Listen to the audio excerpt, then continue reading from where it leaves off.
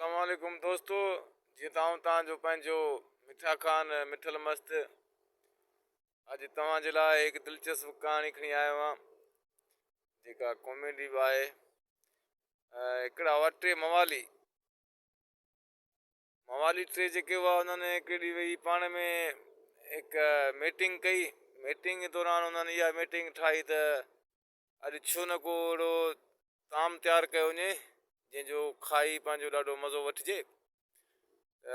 थियो ईअं उन्हनि पाण में डोनेशन करे कुझु पैसा जमा करे हिकु देगिड़ो तयारु कयो। तहरी जो देगिड़ो तयारु करे जॾहिं उन्हनि खाइण जे लाइ सभु गॾिजी वेठा त हिकिड़े सलाह ॾिनी चई यार ॻाल्हि ॿुधो, हीउ देगिड़ो उहो माण्हू खाईंदो जेको ख़्वाब तमामु सुठो ॾिसंदो। ऐं हाणे देगिड़ो पाण खाईंदासीं सुबुह जो, अॼु राति जो टई था सुम्ही रहूं, सुबुह जो जेको आहे सो जंहिंजो ख़्वाब भलो थींदो उहो हीउ देगिड़े जो हक़दारु थींदो। साईं मुंहिंजा थियो ईअं जो जॾहिं हीअ कचहरी कंदे कंदे हिननि खे काफ़ी टाइम थी वियो त हाणे सभिनी चयो बाबा हाणे सुम्हिजे त सुम्हूं त उन खां पोइ ख़्वाब ॾिसूं, ख़्वाब बि हाणे सुबुह जो ॾिसूं, मुक़ाबिलो पुॼायूं, जंहिंजो बि ख़्वाब बहितरु थियो उनखे ई इनाम में देगिड़ो ॾिनो वेंदो। पोइ उहो ई देगिड़े जो मालिक थींदो, उहो ई देगिड़े जो माल खाईंदो। साईं मुंहिंजा यार टई सुम्ही रहे आराम में अची हलिया। इन में राति जो अधु राति जो हिकिड़ो ॼणो उथी हुन देगिड़े खे ख़ाली करे ॾाढो खाई नड़ थी ऐं वरी हुन देगिड़े खे पंहिंजो ढक वक ॾेई मथां का शइ रखी हुनजो वज़न लत खोले वरी भई पंहिंजो सुम्ही रहियो। हाणे बेउन थी सुम्ही रहियो, हुन छो जो खाई पी देगिड़ो त ख़ाली करे छॾी, हाणे हिनखे त पोइ ई टेंशन हुई कोन। बाक़ी रहिया ॿ जेके उहे ख़्वाब ॾिसनि।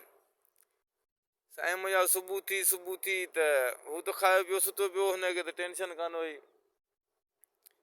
जेॾीमहिल हू जेके ॿ ॼणा ख़्वाब ॾिसण वारा उन्हनि छा कयो, उथारियो हुनखे चयो उथी, हाणे असां त उथी विया आहियूं, तूं बि उथी असांखे ॿुधा ख़्वाब छा आहे। हुन चयो पहिरीं तव्हां ॿुधायो पोइ आउं तव्हांखे बाद में ॿुधायां थो। त जॾहिं हिकिड़े दोस्त चयो यार मूं ख़्वाब राति ॾिठो, ऐं ॾाढो वॾो अमीर थी वियो आहियां, मूं वटि गाॾियूं बंगला बैंक बैलेंस अलाए छा जो छा आहे, माना अची वियो ऐं एतिरो अमीर थी हलियो। हुन चयो सही आहे तुंहिंजो ख़्वाब भलो आहे, पर हाणे वरी ॿिए खां पुछूं। ॿिए खां पुछा कई बार ॾे ख़बर तो ख़्वाब में छा ॾिठो। चइबो आहे मूं ॾिठुमि त फलाणी जॻह ते कयां बादशाही में वियो आहियां, उते बादशाह जी धीउ आहे जेको आहे सो मूंखे ॾिठो आहे, मूंखे पसंदि कयो अथसि, मूंसां शादी कई अथसि, ॾाढो पंहिंजो निकाह विकाह थी विया आहिनि असांजा, तेसीं ताईं सुबुह थी तव्हां सॾु करे वेठो मूंखे जीअं फिटाए थो न तव्हां वञा बि वधीक का ॻाल्हि दिलचस्पी ॾिसां। थियो मुंहिंजो ईअं साईं त जेॾीमहिल हुननि चयो असां ॿिन्ही तोखे ख़्वाब ॿुधायो, तूं हाणे ॿुधाए तो कहिड़ो ख़्वाब ॾिठो।